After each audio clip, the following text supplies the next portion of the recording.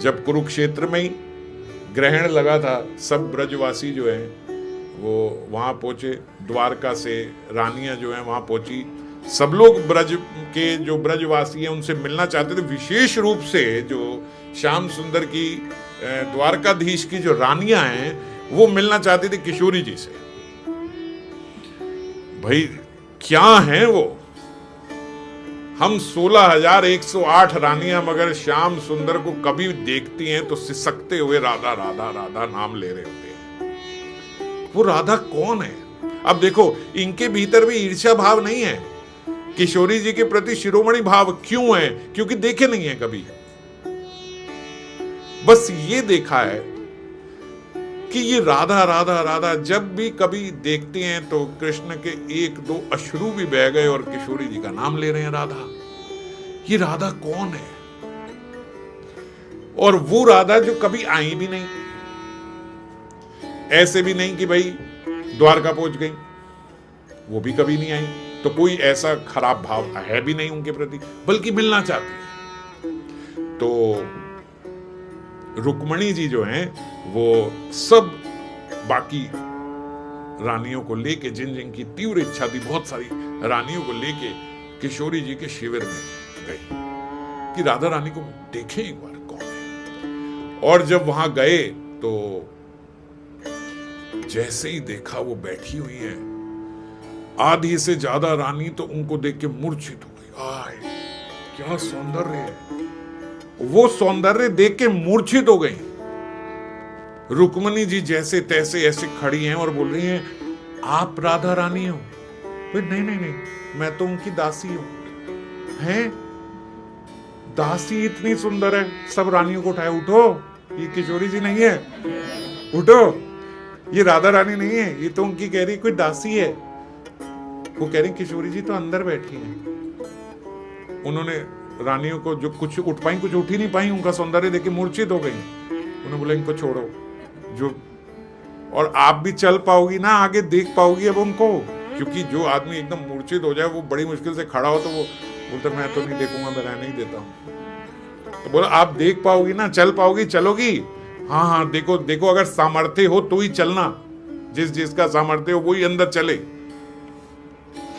अंदर गए, अंदर बैठी हुई है, जो देखा बैठी हुई है, और उससे भी ज्यादा रानियां मूर्छित। अब की बात फिर से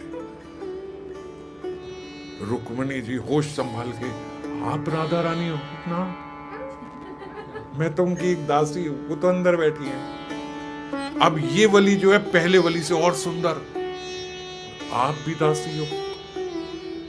फिर सब रानियों को, होश करो, उठो, चलो, ये नहीं है राधा रानी, ये नहीं है राधा रानी। सुन के कुछ उठी, ये राधा रानी नहीं है। असल में क्या है, अभिमान शून्य होना पड़ता है किशोरी जी के दर्शन करने के लिए। फिर अंदर गए, फिर अंदर देख के जो बची कुची थी सब मूर्छित। राधा रानी इतनी सुंदर है? नहीं, मैं तो उनकी दासी हूं। 7 सखियों से मिली, हर सखी उससे ज्यादा उससे ज्यादा उससे, केवल रुक्मणी पहुंच पाई अंदर तक जहां किशोरी जी बैठी थी। और किशोरी जी को देख के रुक्मणी जी मूर्छित हो गई। किशोरी जी ने उठाया, अरे उठो उठो उठो उठो, आप उठो उठो उठो। सौम्य भाव से, बड़ी विनम्रता से उन्हें उठाया। जो ही उठी किशोरी जी को देखा, फिर मूर्छित हो गई। ऐसा सौंदर्य तो हम कभी कल्पना, हम तो सोचती थी हम बहुत सुंदर हैं, श्याम सुंदर को ऐसा क्या दिखता होगा वो ग्वालन में, वहां की ब्रज जो गांव है, वहां गांव की ग्वालन में आपको क्या ऐसा दिखता होगा? हम यहाँ की इतनी सुंदर सुंदर, थोड़ा अभिमान तो था ही कि हम इतनी सुंदर हैं, हम इतनी सुंदर रानियां द्वारका की, और आपके भीतर क्या ऐसा भाव है कि उनको देख के, आपको देख के तो अब समझ में आया। असल में वो सौंदर्य उनके भाव का है। और रुक्मणी जी वहां जाके बोलते, रुक्मणी जी ये भूल गई कि मैं रुक्मणी हूं।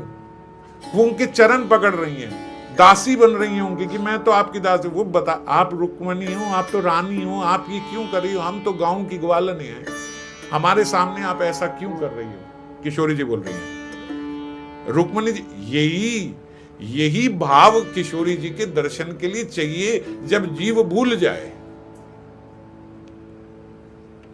वृंदावन कहां है? वृंदावन यहां भी उपस्थित है, पर वो भाव कौन पा पाएगा जो कुछ समय के लिए भूल जाए कि हम कहां हैं। अगर थोड़ी देर बाद महाराज बहुत लंबा लंबा लेने लग गए हो बात, तो फिर नहीं दर्शन होंगे। थोड़ी देर के लिए भूल जाए हम कहां हैं, घंटे डेढ़ बाद अच्छा ऐसा हो जाए। ऐसा जब किसी के भीतर होता है तब किशोरी जी के दर्शन कर पाते हैं।